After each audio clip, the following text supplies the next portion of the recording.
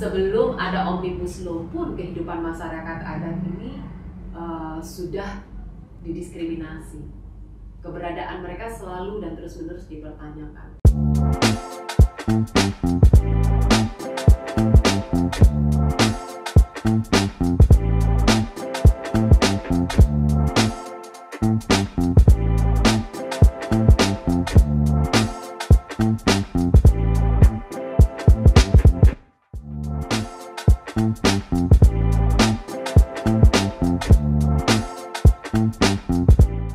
Kalau kita lihat realita kehidupan perempuan adat saat ini di Indonesia, sebetulnya ketika negara tidak bisa memberikan data yang jelas mengenai masyarakat adat, tentunya perempuan adat juga tidak akan terlihat di dalam kehidupan berbangsa, gitu ya.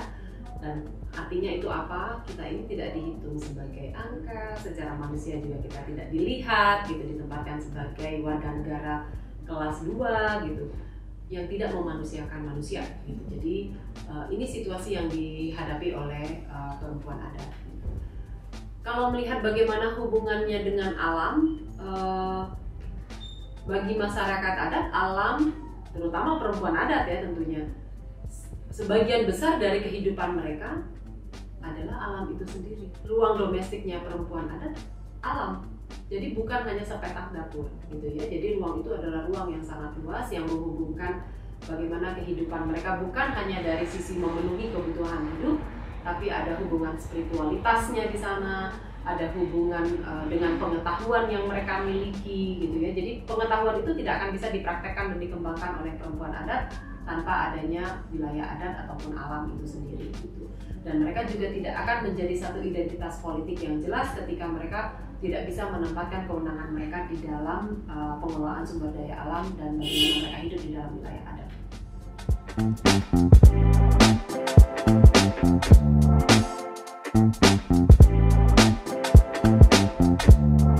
Nah, diskriminasi ini kan berlapis ya. Kalau kita bicara soal diskriminasi terhadap perempuan adat, tentunya ada diskriminasi yang terjadi baik di internal mereka sendiri di dalam masyarakat adat. Bagaimana perempuan adat kemudian jarang sekali dilibatkan di dalam proses-proses pengambilan keputusan, tidak menjadi bagian dari kelembagaan adat, walaupun tidak di seluruh komunitas-komunitas masyarakat adat seperti itu, tapi masih banyak peminggiran ini dialami oleh perempuan adat, gitu.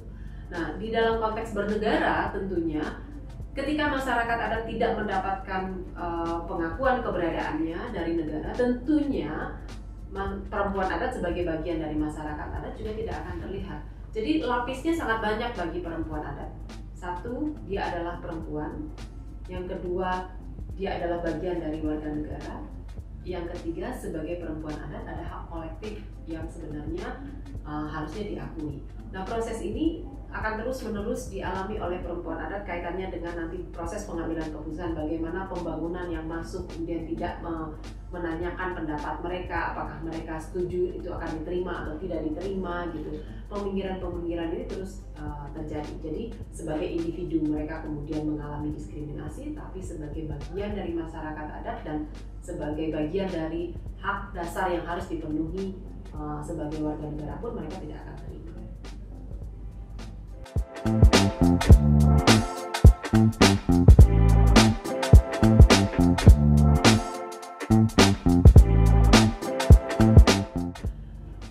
Kalau orang selalu melihat masyarakat adat itu seperti masyarakat yang hidup pada zaman dahulu yang kemudian tidak mengalami perubahan, itu salah. Masyarakat adat itu dinamis sama seperti masyarakat lainnya.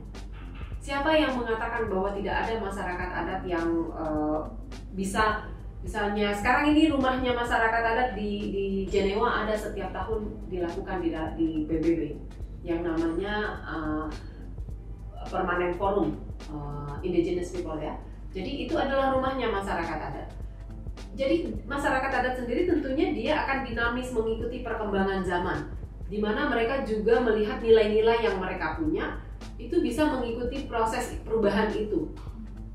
Yang mendasar yang tidak boleh berubah di masyarakat adalah prinsip hidup.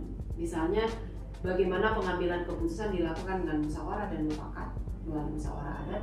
bagaimana kemudian prinsip bahwa kehidupan yang komunal menjadi satu bagian utuh dalam kehidupan mereka gitu, itu nggak boleh berubah di masyarakat adat gitu.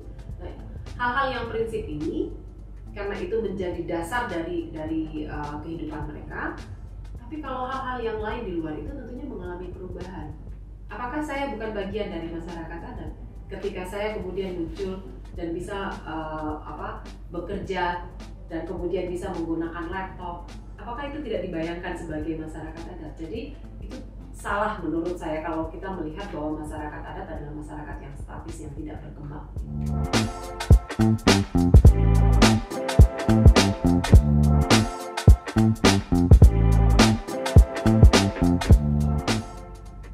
Ketika kebijakan pembangunan merampas wilayah adat, itu merampas identitas perempuan adat ya. Kenapa? Karena 3 hal mendasar yang membangun identitas perempuan adat. Itu soal wilayah kelola perempuan adat yang berada di dalam wilayah adat. Yang kedua, soal otoritas yang mereka miliki. Otoritas ini adalah self-governance atau pengaturan dan kewenangan mereka untuk mengatur wilayah kelola mereka akan ditanam apa, kapan ditanam, siapa, bagaimana cara menanamnya, bagaimana mengatur kerja-kerja mereka gitu. Itu secara otonom dilakukan oleh perempuan. Yang ketiga adalah pengetahuan. Jadi pengetahuan soal benih, pengetahuan mereka untuk bisa mengenali musim, pengetahuan mereka untuk bisa menggunakan cara-cara bekerja yang memang dekat dengan pengetahuan mereka dan harmonis dengan alam di sekitarnya. Nah, pengetahuan ini dipraktekkan dan terus dikembangkan sesuai dengan perubahan yang terjadi di sekeliling mereka. Ketika pembangunan mendorong masuk konsesi yang membutuhkan lahan yang masif sehingga terjadi perubahan yang sangat drastis pada wilayah adat, itu membuat perempuan adat tidak lagi mampu mengikuti perubahan itu karena perubahannya terjadi sangat drastis. Perkebunan sawit monokultur yang mensyaratkan penggunaan bahan kimia di dalamnya lebih banyak, baik pupuk maupun pestisida, itu jauh dari pengetahuan perempuan adat. Mereka nggak terbiasa dengan itu. Apa yang kemudian terjadi pada perempuan? Mereka disingkirkan dari wilayah yang sebenarnya adalah wilayah kelola mereka. Mereka pengetahuannya dimatikan karena kemudian wilayah kelola itu tidak lagi bisa digunakan oleh mereka, ya. Sehingga kemudian pastinya otoritas mereka, kewenangan mereka untuk mengatur hidupnya itu juga akan hilang. Negara sedang menghancurkan identitas politik perempuan adat. Itu diskriminasi yang paling mendasar. Bagaimana hak hidup seseorang, hak politik seseorang dihabisi oleh negara melalui kebijakan pembangunan yang sekarang sedang berlangsung.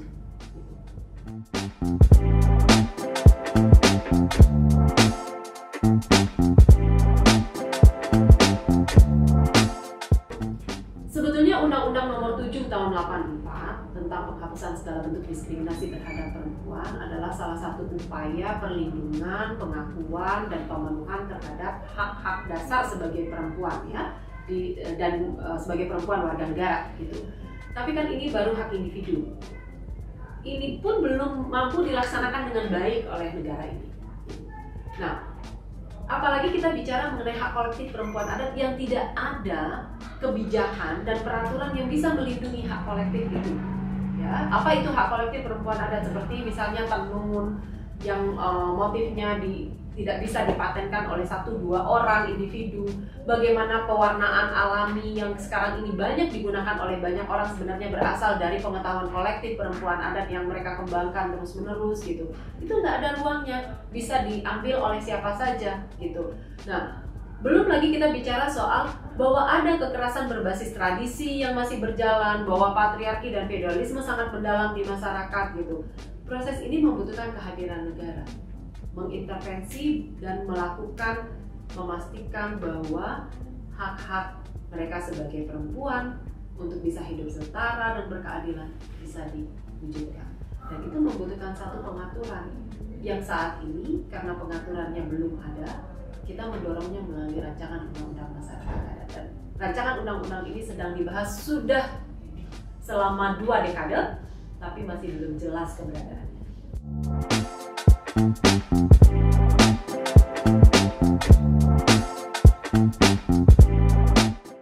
Sebelum ada Omnibus Law pun kehidupan masyarakat adat ini sudah didiskriminasi. Keberadaan mereka selalu dan terus-menerus dipertanyakan.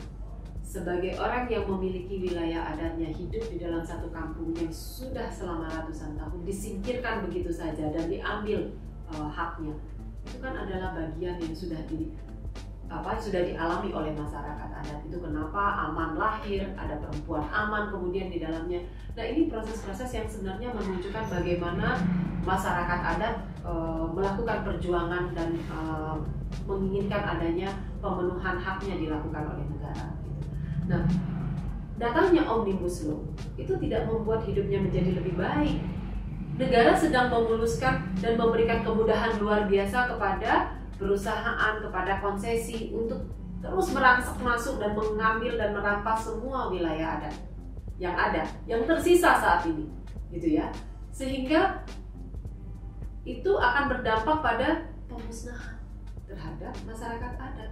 Negara sedang meruntuhkan fondasinya mereka sendiri sebagai negara yang Bhinneka Tunggal Ika. Tidak akan ada negara Bhinneka Tunggal Ika kalau misalnya keragaman yang ada sekarang di masyarakat adat kemudian dihancurkan melalui penghancuran wilayah adat.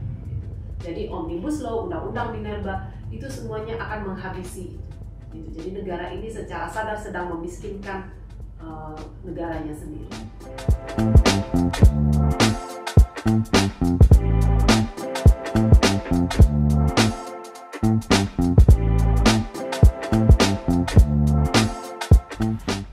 Saat ini yang paling mungkin dilakukan itu sebetulnya bagaimana melihat hubungan dan kehidupan antara masyarakat di perkotaan, masyarakat umum dengan masyarakat adat. Bahwa ketika krisis melanda, ketika pandemi terjadi, ketika PHK dilakukan, itu seluruh orang kembali ke kampung. Hal yang mendasar ada di situ, bahwa kampung adalah tempat di mana setiap orang merasa bahwa hidup mereka akan terlindungi. Jadi jangan melupakan akar kita, gitu. Tempatkan bahwa masyarakat adat bukanlah orang-orang yang tidak punya pengetahuan, orang yang tidak memiliki identitas. Tempatkan mereka sebagai manusia yang bermartabat. Kenali mereka dengan baik. Ketika Anda ingin datang ke kampung, ke tempat yang lebih baik, kembali kehidupan yang kembali ke alam, itu adalah di wilayah-wilayahnya masyarakat adat.